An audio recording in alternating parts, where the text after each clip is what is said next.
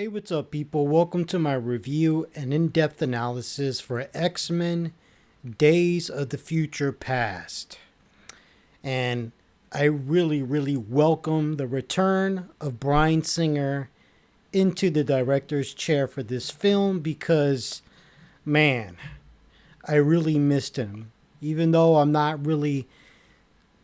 wouldn't say that I really loved X-Men 2, but his direction, regardless of the characterization of the characters, my beloved X-Men characters, his direction was always on point. And X-Men 3, X-Men Origins, Wolverine, and First Class, I'm not a fan of the directing.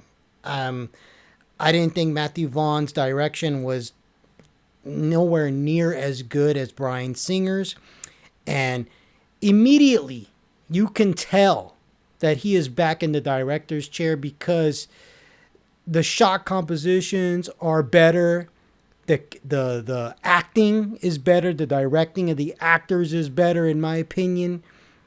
And yeah, it feels right. So it was great for Bryan Singer to come back and direct another X-Men film, especially after the complete abomination that X-Men 3 was. Right? So him coming back was great. And X-Men Days of the Future Past, very similar to the previous entries in this film. As you know, I'm a huge X-Men fan, read thousands of the comics, and there's some things in this film that I have mixed feelings about, some things that I'm on the fence about, some things that I just outright don't like. But at the end of the day, this film turns out to be a decent movie because of one thing. Number one, the drama. This film has excellent drama. I mean, you could feel it. There was emotion in this film, and ultimately, that's what really saves this movie is when it goes up against some of the things that I dislike. And there are things that I really dislike about this movie, but kind of similar to the original X-Men film. I want to say maybe there's 75% that I like in this movie, 80% or so, and then 20% stuff that I'm either indifferent to or that I don't like. But again, the drama in this film is outstanding. Most notable is James McAvoy's depiction of Professor X. His acting is outstanding. And also seeing the old cast meet the new cast, seeing the younger versions of these characters meet the younger self, namely Professor X, it was great. It was great. That was literally probably the most powerful scene in the entire film when the younger Xavier met the older one. And I'm going to talk about that. Now, in regards to some of the things I disliked about this film, and it's a common trend with these 20th Century Fox X-Men movies. Some of these characters, they hit the nail on the head. They get them right. Some of the other ones, they either fail miserably or you're just kind of indifferent to because they just stand there and do nothing, right? There's no character development. Now, granted, there's no character in this film that I felt was completely like an abomination or disgrace like Rogue in the X-Men trilogy. Now, as I've stated, I hate the movie version of Rogue. I don't know who the fuck that is, but that's not Rogue. That's a disgrace. That's an abomination. It's disgusting because Rogue is one of my favorite characters, and I feel like the movie version of Rogue is an insult to the character. And I can't for the life of me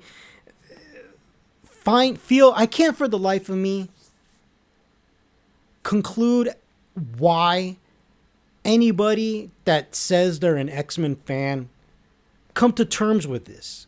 and actually like accept this character or like this character. For me, it's impossible for me to reconcile. Now, why am I talking so much about Rogue? Well, apparently there's a director's cut of this film that I've seen called the Rogue Cut. And I just want to say, oh my God, please get that out of my face. The best thing that 20th Century Fox probably ever did for this franchise was to cut Rogue out of this movie. Please cut that piece of shit abomination out of this movie. Can you please go back and do a George Lucas while you're at it and cut her out of X-Men 2 and X-Men 3 because she sucks. So honestly, the best thing that the producers did, an excellent decision, was to cut that worthless piece of shit character out of this movie. Thank you so much. And then they try to say like, oh my God, there's a Rogue Cut out there. And then you got all these people getting excited. What the fuck for? Why are you getting excited? She sucks. She didn't do jack shit in X-Men 2. And X-Men 3 insulted her character because she's like, I want the cure so I could kiss my boyfriend. Are you kidding me? That's like the least, that's like the number one thing that Rogue wouldn't do. It's an insult to the character. The whole point of the character is to accept oneself and try to find another way, but not to alter yourself. But, you know, this day and age, the message is so depraved. And I'm going off track, but yes, get that Rogue Cut out of my face. I couldn't believe people were like excited for that. Oh my God, Rogue. As if she were something to write home about. I mean, it'd be different if she was going to be in Days of the Future Past and they were going to give her Miss Marvel's powers and she was actually going to contribute something or be like her comic book counterpart, which they could have done. I mean, there's no excuse now. They have the technology. By the time this movie came out, the Avengers films were alive and kicking. They could depict a Rogue with superhuman powers like Miss Marvel. But again, creative lack of imagination, they chose not to do that. And instead, they have her come back and do jack shit. Like, what was the big deal of the Rogue Cut? Oh, she's going to come back and she's going to help Kitty Pryde out. She's going to absorb her powers so that she can help Logan, Wolverine, stay in the past. Like, big deal. Like, what the fuck? That's it? And then like, oh, we're going to see Magneto and Iceman rescue her. Again, Rogue needs rescuing. That's all she does. She's just some helpless, worthless piece of shit in all these movies, man. She sucks. Thank God they cut her out of this movie. And you can throw that X-Men Days of the Future Past the Rogue Cut in the trash, man. Put it in the garbage dispenser on high and chop it up into pieces, please. So that's enough talking about Rogue. So as far as some of the characters, the characterizations that I disliked in this movie, I mean, and there's a handful. I mean, I don't want to say the characterizations that I disliked. I mean, what it is that there's a lack of characterization. There's no character development, right? Storm comes back.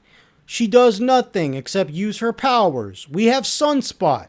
He has no dialogue. He's just there to use his powers. Blink. She's there just to use her powers.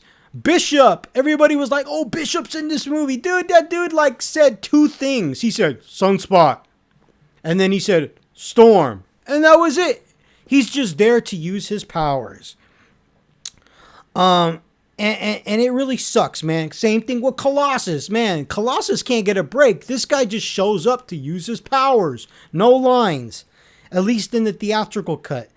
I mean, and it's just like, okay, it's nice to see them show up in the film. And it's nice to see them use their powers. And yes, it's nice to see them not get butchered like Rogue was in the X-Men trilogy. But at the same time, like, give these characters something to do. These characters have such depth and such a fascinating history to their characters in the comics. And it's just like, it's just, just stand here and use your powers. The end. That's it for Bishop, Sunspot, Storm, and Colossus. They don't do nothing. And that really sucks, man. Kitty Pryde gets to do something, which is nice. It was nice to see Bobby Iceman. He gets some substance, a little bit. It's nice to see him ice up. In fact, I will say that this movie redeemed the character because he was completely wasted in the X-Men trilogy. I don't know who the hell that was in the X-Men trilogy, but that was not Iceman. That was like Justin Bieber, some pretty boy teeny bopper. But at least in this movie, I can take the character seriously. He ices up. He uses his ice slide. I'm like, okay, yeah, finally we get some kind of semblance of this character called Iceman. And that was nice. Another character that is just shoehorned in here, despite me really appreciating his scenes, was the character of Quicksilver, right? And the way Quicksilver is shoehorned in this movie it was silly and ridiculous. Even though I liked the guy, like I like his character, he was cool, right? And that sequence when he used his powers to help them get out of the Pentagon, that was awesome. But I mean, it was like they couldn't come with a more like intellectual or logistical way to integrate him into the film. And it felt like really shoehorned in there. And that was a little disappointing, right? But not to dwell too much on the negativity. Because again, this movie, what really saves this movie, or what really pulls it out of these negative sentiments for me, is the drama, right? And as far as character, I previously stated that I'm not a fan of Jennifer Lawrence at all. Nevertheless, I got to give props where props are due. This was her best depiction of the character of Mystique. She did an excellent job. Not only did she do an excellent job, but the writing paid her character justice. Like, I 1000% did not like the way she was depicted in X-Men First Class whatsoever. But here in X-Men Days of the Future Past, this feels like the Mystique from the X-Men trilogy, the original trilogy, the older films, which I think is hands down way better than this newer Mystique. I love Rebecca Romijn's depiction of Mystique.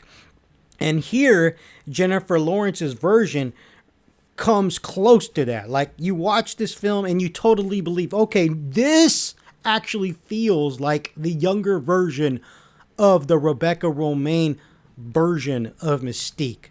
Excellent job. In fact, and again, I'm not going to be biased. I'm going to give props where props are due, even though I don't like Jennifer Lawrence.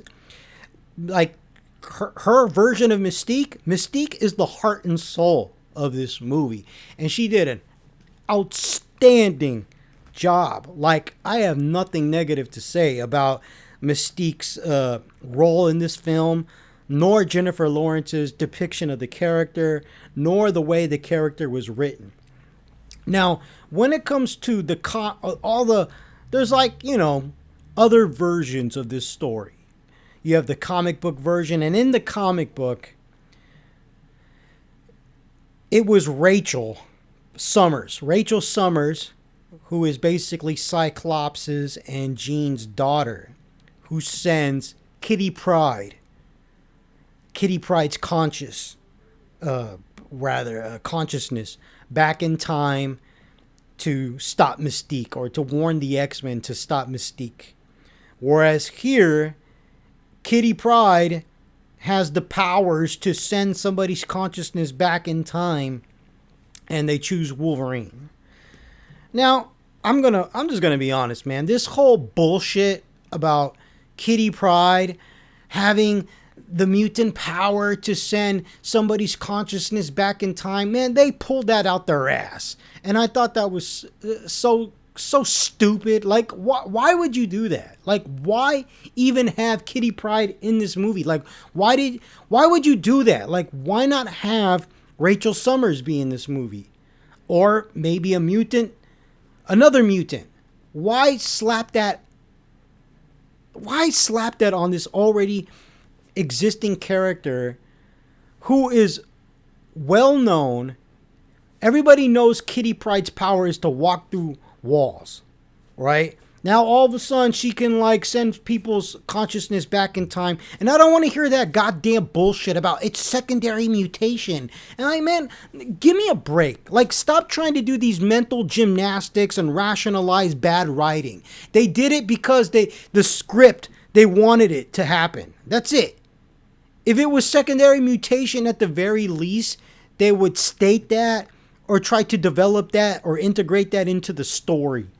But they just didn't care. And what they wanted to do is they wanted to bring Ellen Page back because she was in X-Men 3 and blah, blah, blah. And tie it all together, right? But, I mean, whatever. It's a minor gripe. Only because I hate and abhor X-Men 3 so much. So for me, it's like, well, we didn't really get introduced to Kitty Pryde to begin with. So who cares? She had this power to begin with, as far as I'm concerned, because I ignore X-Men 3. To me, that movie does not exist. But still, Kitty Pryde being able to send people's consciousness back in time, it's ridiculous. And them choosing Wolverine to send back, in the context of these films, it makes the most sense, right? Because, and one of my biggest criticisms for this film is that when they send Wolverine back in time, or whoever they're going to send back in time, their consciousness back in time, they send them to a time where the X-Men don't exist. And that kind of sucks. Whereas in the comic book, they're sent back in time to a time when the X-Men exist. So you have Storm there, you got Cyclops there, you got Wolverine, you got all the beloved characters. Whereas here, it's like there's no X-Men. And I really think that kind of hurt the movie. I mean, who's there? Xavier and Beast. That's it. Like, oh my God. Words can't describe how much that fucking sucks. But, again, the reason why they're doing that is because they wanted to... I don't know why the creators of this series, of this, like, we want to tell the prequels to the trilogy, why they were going for this, like, it has to take place every other decade. So the first film has to take place in the 60s, and then the next film has to take place in the 70s, and then the next film has to take place in the 80s, and then the following in the 90s, and so forth and so forth. It's like, why? Like, why couldn't you have Wolverine go back in time and have all this crap show up in the 90s? And have Cyclops there, have Jean there, have Storm there. You know, similar to what the X-Men animated series did. See, now the X-Men animated series from the 1990s, that's what they did. Instead of Wolverine going back in time, it was Bishop. So Bishop goes back in time, but he doesn't go back in time before the X-Men existed. He goes back in time to when the X-Men did exist. Similar to the comic. And you know what? That was way better for me. Why? Because when I watch an X-Men movie, guess what? I want to watch fucking X-Men in the movie. You know what I'm saying? And that's my biggest criticism for this movie. But nevertheless, like I said, what ultimately saves this movie is the drama. It has a lot of heart. And that's what saves this movie. And it helps me get over that observation. But it's there. Like, let's be honest, man. When Wolverine goes back in time, there's no X-Men that exist. And 80% of the movie is taking place in the 1970s. And that sucks because the X-Men don't exist. So, again, You already had First Class where the X-Men don't exist, and then you have another movie where the X-Men don't exist. Ugh.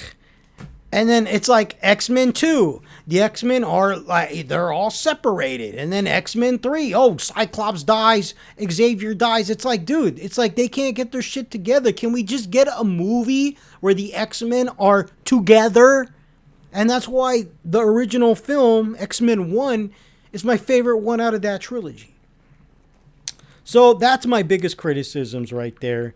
I will say that what I do like about this movie, especially the future sequences, are outstanding. I mean, I just kind of griped on about how these characters don't really have much to do as far as character-wise, but as far as the action, the tone, the cinematography, the music, the costumes, I love these future sequences. And man, the Sentinels, oh man, these Sentinels were badass. It's like these future Sentinels were like hordes of Nimrods.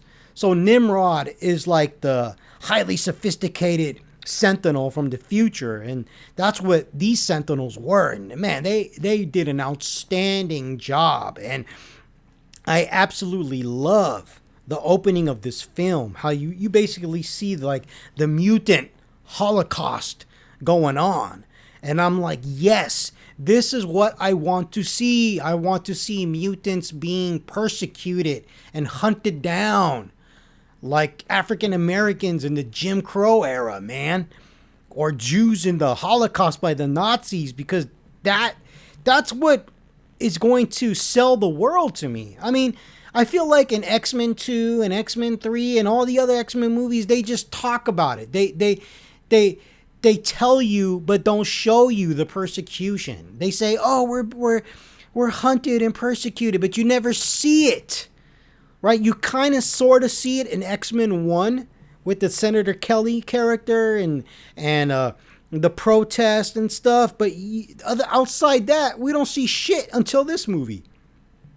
And I really appreciate these future sequences. They did a great job. Wolverine's costume, way better than those stupid leather suits in the X-Men trilogy. Like, man, those things are so bad. I mean, at least when Wolverine's in it. When Storm is in that costume and Cyclops, they could kind of get away with it. They look less absurd. But Wolverine just looks absurd in that costume from the trilogy. And he looks way better in this new costume that they gave him for the future sequences. Way better.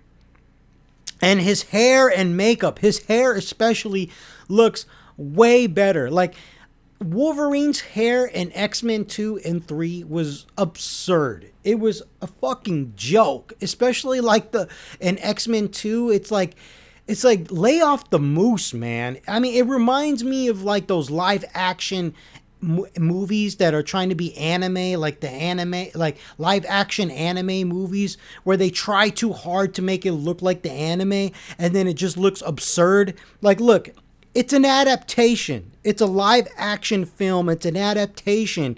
Like, you can make his hair look less absurd. I don't need like a whole 3 bottles of mousse to make his hair look like the Wolverine comic books, man. And here he looks way better, right? I mean, X-Men Origins, his hair looked better too, but in I think like the last 2 films in the original trilogy, he just looked absurd, man. Poor Hugh Jackman, because Hugh Jackman tries his best. The guy is a great actor. I have no negative criticisms towards him and his performance, because you can always see, no matter what, he is trying to give it his all. If there's something wrong with the depiction of Wolverine, for me, it falls upon the direction and the writing. Here, they did a good job. Days of the Future Past, I have no problems with Wolverine. My only problem is this with the Wolverine character. And it's not a big deal, because the biggest negative criticism that I have for the original trilogy was that Wolverine hijacked the entire series, man. those X-Men movies should have been ensemble pieces like the Avengers movies, but instead it's the Wolverine show. So here Wolverine kind of takes a back seat, even though he's kind of like the character navigating us through the events, but he takes a back seat, and I appreciate that because it's not all about him. And thank God. You know what I'm saying? Thank God. But there is a little bit of an underwhelming feeling when it comes to the action. I'm not going to lie. And when I say the action, I'm talking about specifically Wolverine. I'm not going to lie. There's a little bit of a disappointment in the fact that I didn't get to see Wolverine tear up some Sentinels, man. You know, he has the Antimanium claws, and I didn't get to see him tear any Sentinels up and to shred them into pieces. But you can see why, because in the 1970s, he didn't have the Antimanium claws, right? And that sucks. But you know what? They're trying to follow the quote-unquote source material, which I always hated. So let me go on a little tangent. I always hated how I think it was in the late 1990s or the early 2000s, they rewrote or retconned Wolverine's origin to have bone claws before the whole Weapon X experiment. I fucking hate that shit, man. But at this point, there's very little you could do about it. They're going to follow the source material, but I always hated that, man. Because before that miniseries, Origin, which was about Wolverine always having bone claws and having the name James Howlett, which was fucking stupid. Before that, his backstory was kind of more of a mystery because he had issues with his memory. So his backstory was basically Weapon X, man. And there was like this going back and forth kind of possibility that Sabretooth could be his father. Well, we know what happened with that. They flushed that down the toilet with this Origin series. And you know what? So when you see Wolverine with his bone claws in the 1970s, and you're like, well, he can't do nothing with Sentinels. I mean, he doesn't have the Animanium. Well, that's not the film goer. That's not the filmmaker's fault. But I mean, when you think about it, it kind of is, because they could have had him go back to the 1990s or to a point when he did. But whatever. Other than that, Wolverine is good in this movie. So, what else about this movie can we discuss? Now, one thing that I kind of feel was a little laughable was, and it's not that big of a deal because I understand what they're trying to do, but in the opening sequence or the opening like 15 minutes of this film, how they try to like have Xavier, Patrick Stewart's version of Xavier, tie in the backstory to First Class, like, oh, Mystique, she was like a sister to me. I took her in, and it's just like, dude, it's like bullshit, man. Like, really? Well, then how come you didn't mention that in X-Men 1, X-Men 2, and X-Men 3? But you know what? It's funny, man. It's funny, but you know what they're trying to do. They're trying to erase X-Men 3, you know, and I don't blame them. And I'm not even the biggest fan of X-Men 2. So for me to go to X-Men 1 and then watch this movie, it's not as jarring. It's not a what the fuck moment like it would be if you watched the trilogy and then all of a sudden you come to this movie and Xavier's like, yeah, that was my sister. And you're like, what? So that's just a little criticism that I have, right? But I'm going to keep reiterating that the drama in this movie is outstanding, right? And that's what saves the movie. And it's very, very highly charged, deep emotional stuff. So don't think that these negative criticisms that I'm stating somehow make this a bad movie, right? It's just kind of hard when you're a huge X-Men fan and you're just waiting for them to get it, to make it right, to get it right. Now, one thing that I really like about this movie is Peter Dinklage's version of the Bolivar Trask character. Peter Dinklage did an outstanding job. He was a great villain, right? And I particularly like that he wasn't evil just for the sake of evil. You know, there was a little bit of humanity there in him. And I thought that there was a great sense of irony in the fact that the Bolivar Trask in this movie suffers from dwarfism. So in a way, he's kind of a mutant himself. And to see him have such a prejudice and dislike towards mutants, there's a great sense of irony there, because without a doubt, individuals with dwarfism have suffered discrimination as well. And I thought that was a great sense of irony there. I don't know if that was intentional in the casting process, but I think it's deep, right? And I really like it a lot, right? It's food for thought. And another thing that I absolutely really enjoyed about this film, and I was kind of on the fence at first about it, was seeing Xavier in the past, in the 1970s, basically be at the lowest point in his life. I was on the fence about this. I was like, I don't know about this whole like hippie version of Xavier, kind of like being on this like depressed, kind of like mopey, self-loathing character. But the way they tied it in with the future version of Xavier, that meeting between the young version and older version of Xavier was so emotionally powerful, man. Like I felt a tinge of sadness and hope at the same time in that scene, man. And then the music, when the music cues, when Patrick Stewart says to James McAvoy, "We need you to hope again." Oh, man, that was deep, man. I got a little teary-eyed. I'm not going to lie. That was powerful stuff.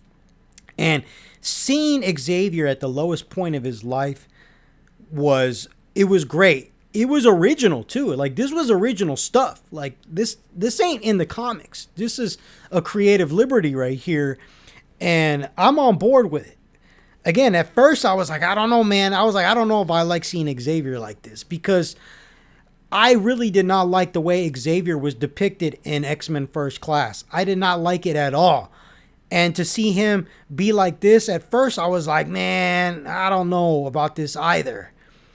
But they were able to make use of this characterization to deliver a great message to the audience, that of hope and not giving up and optimism, right? It's nihilism versus optimism, and this was a great theme in this film, and they did an outstanding job with this. It was emotionally, it resonated with me on an emotional level at such a great magnitude. It was outstanding.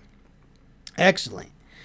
Now, another thing that I'm indifferent to is the depiction of Beast in this movie. And I felt like it was underwhelming, and it totally reminds me of the depiction of Storm in the X-Men trilogy and the depiction of Cyclops in X-Men 1. It's like he's just there, right? And there's not much to him, right? And it left a lot to be desired. But in regards to Beast, the one thing that just really gets on my goddamn nerves was how Beast can change all the time. And I really feel like that goes against the essence of the Beast character. Now, I'm 100% fully aware that when Beast became blue in the comics, it was done by his own making. And I'm fully aware in the comics that he's gone back to being, whatever, I guess you want to call human form before, right? Like, he's gone back and forth between being human and blue before, right? But not like this. This is like basically he could turn blue whenever the hell he wants and go back to being human whenever the hell he wants. Then what the fuck is the problem? Like, seriously, what is the issue? You got to understand. Especially, like, what comes to mind for me is basically like a series like Josh Whedon's version of X-Men in Astonishing X-Men. I remember Beast in that series. How Beast was so miserable, so depressed. He felt so alone because of how he looked. He wished that he could go back to human form. And also, like, you see that in the X-Men animated series from the 1990s. I think it was the episode Beauty and the Beast. You see how he just hates the way he looks. And to me, that was the depth of that character. That's what attracted me to that character, that story, that struggle. And then to see him here be like, oh, I feel like being human now. But I'm human. Oh, I gotta be a beast now. Okay. Oh, I'm a beast now. Okay, done. Oh, I did my job. Go back to being human. Okay, well, what the fuck's the problem then? If you can always go back to looking normal, then I don't understand your struggle, bro. Like, there is no struggle here for Beast. And it really pisses me off. Because, again, I feel like it does a huge disservice to the essence of the character, to the entire meaning of the character. I mean, and not only that, when he goes back to being human, it's like, dude, he looks like a regular dude. Like, the human version of Beast, the quote-unquote normal version of Beast in the comics, still does not look normal. You know what I'm saying? He's still got the body, you know, the skeletal structure of an ape. You know what I mean? Or a silverback gorilla. You know what I'm saying? Even though he's not blue and hairy. But here he looks like a handsome young man. It's fucking bullshit, man. Like, this is literally the worst version of Beast in existence, in my opinion. The only reason why I don't throw this movie in the trash is because it's nowhere near as bad as Rogue. Like, I mean, at the very least, like, okay, at least he turns into the blue furry beast, and at least when he turns into the blue furry beast, it's some sort of semblance of the character from the comics.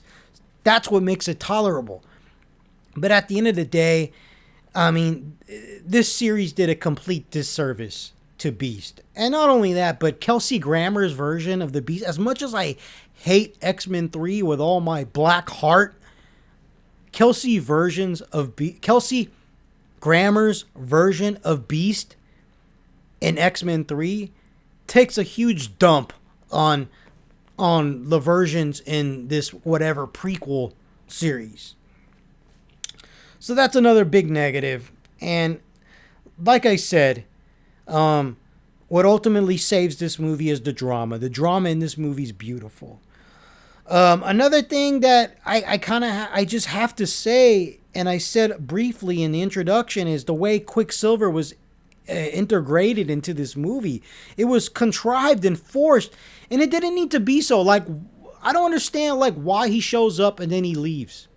It's like, why just have him stick around? I mean, why not? I mean, there's no X-Men in this movie. It's just literally Beast, Xavier, and Wolverine. That's it. So why not have Quicksilver just stick around for the rest of the movie? Instead, it's like, oh, I know of a guy. Let's look in the phone book. Okay, these guys show up. Wolverine, Beast, and Xavier have a 1-minute conversation with him, and he's like, okay, I'll help you. And then when he helps him out, it's like, okay, thanks Quicksilver, you can go home now. Okay, bye. It was fucking lame, man. Like, really? Like, again, another disservice to a beloved character, in my opinion. Really. And as much as I love what Quicksilver did, I mean, that scene when he frees Magneto, that was awesome, right? And then you hear the beautiful soundtrack, the score to this movie, and seeing the glass fall on Magneto. I mean, it was beautiful, beautiful, beautiful direction. And then lastly, the famous epic sequence where Quicksilver saves Wolverine and Xavier and Magneto from being shot by the Pentagon security.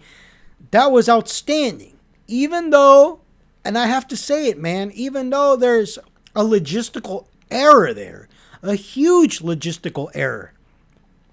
Like, I don't know why he puts his headphones on and then he does his thing, his Quicksilver super speed thing, and like he's listening to music. I think it's John Denver, and he's listening to this music, and it's just like, dude, in real life, like this song that you're listening to, you wouldn't even be able to hear 1 second of that song because you're moving at such a fast speed. Yet somehow, I mean, there was no reason for, in other words, there was no reason for him to put on headphones, do his thing, and then after he saves Xavier, Magneto, and Wolverine, take the headphones off, and then the song's over. Like, that was fucking stupid, man. Like, you didn't need to execute the scene where it's like literally Quicksilver is going to listen to this song. It's like you could have had him do the sequence and had it be the audience listening to the song. Like, we are listening to the song.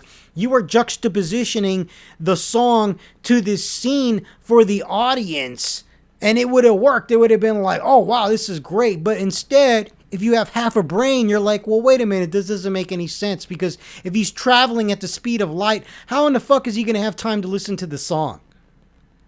It's stupid.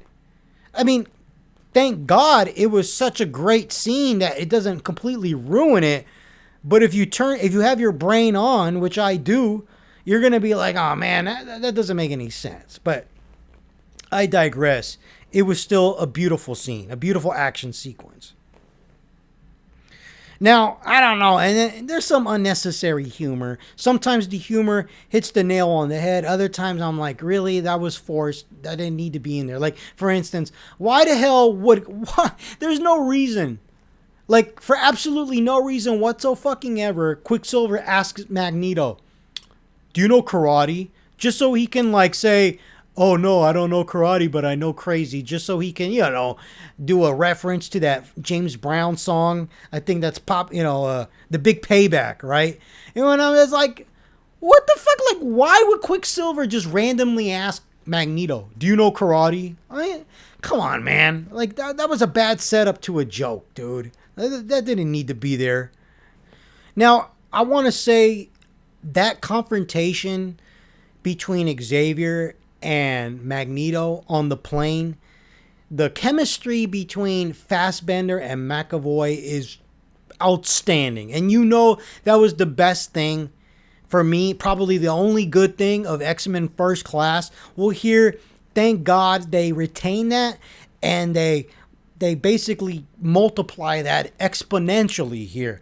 And that confrontation between Fassbender and McAvoy on that plane was breathtaking, man. And again, the best thing about this movie was the drama, man. And that confrontation where they're yelling at each other about the events that have gone down since they last saw each other. Wow. That was a great utilization of expositional dialogue. Man, powerful stuff. Almost like watching a play. Great stuff. And then that leads us to probably the best scene. My favorite scene in the entire film is when they go to Paris and they have that confrontation where they're trying to stop Mystique from assassinating Bolivar Trask during the Paris peace agreement when America surrendered to Vietnam. That was an outstanding scene. And even though my criticisms for Beast still have merit in my eyes, but that confrontation between Beast and Magneto was, oh man, that was great. And when Magneto tries to kill Mystique and she jumps out the window and you hear the soundtrack and score to this movie and she's jumping out the window in slow motion. Powerful stuff, man. Just beautiful filmmaking right there. I mean, it's literally all the departments coming together impeccably. And I gotta say, John Ottman, his music, he does an outstanding job. And not only that, but he's also the editor in this film too. John Ottman, great job, dude.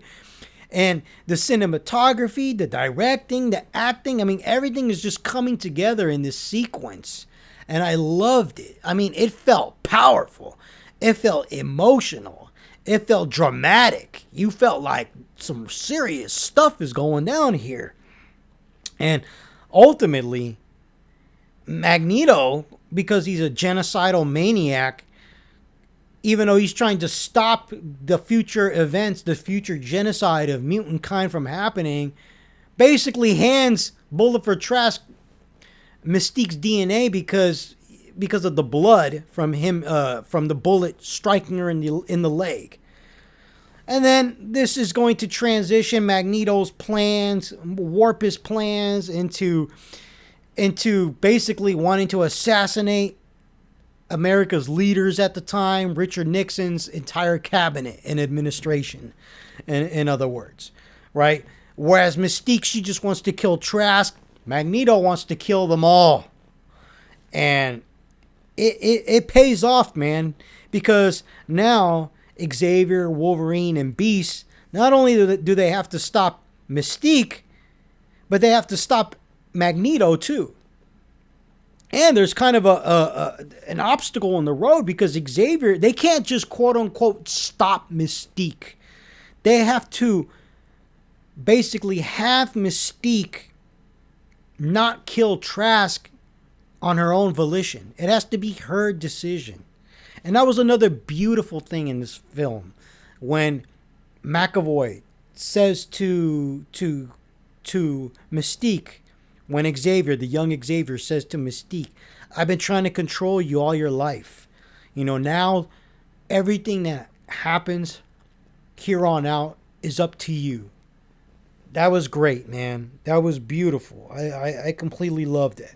But yeah, the Paris scene, the scene in Paris, my favorite sequence out of this entire film. And again, the scene where young Xavier and old Xavier meet, and we need you to hope again. I mean, and James McAvoy's, his acting is so passionate, right? He did such a great job. The way that he's able to convey to the audience this sense of hopelessness. And initially, again, like I said, I was on the fence in regards to the depiction of this version of Xavier. But to hear the reasons why, to hear that, oh, his X-Men, his students got drafted into the Vietnam War. Not only the students, but the teachers too. They got drafted into the Vietnam War. And Mystique basically betraying him to join Magneto, who basically is the reason why he's in the wheelchair, why he's handicapped now. I mean, you can understand why Xavier would feel hopeless at this point in his life. And yeah, it's totally understandable. And James McAvoy's performance was great. Outstanding. James McAvoy and Michael Fassbender were great casting decisions. Just as good as Patrick Stewart and Ian McKellen's casting of the characters. I mean, all my criticisms, as far as some of my criticisms for the casting of these characters, put that aside. When it comes to Magneto and Xavier, they did a great job. Whether it's the older versions or the younger versions, they did a great job. And then finally, when you have the final showdown and you're seeing basically the battle in the past being juxtaposition with the battle in the future, because now the Sentinels have found out where the X-Men are and they're coming to wipe them out, and now it's a race against time, and you see Storm get killed, Bishop get killed, Sunspot get killed, Iceman get killed, Colossus. And even though these characters didn't have much to do as far as character development, you feel the tension. You feel the race against time. It's like you feel this sense of urgency. And yeah. And hey, that even though I feel like my criticisms have merit, for them to make you feel something, for the filmmakers to make you feel something for characters that you don't really know much about, that is an impressive feat nonetheless. And then while that's going on, you got Xavier and Beast and Wolverine trying to stop Mystique and Magneto simultaneously.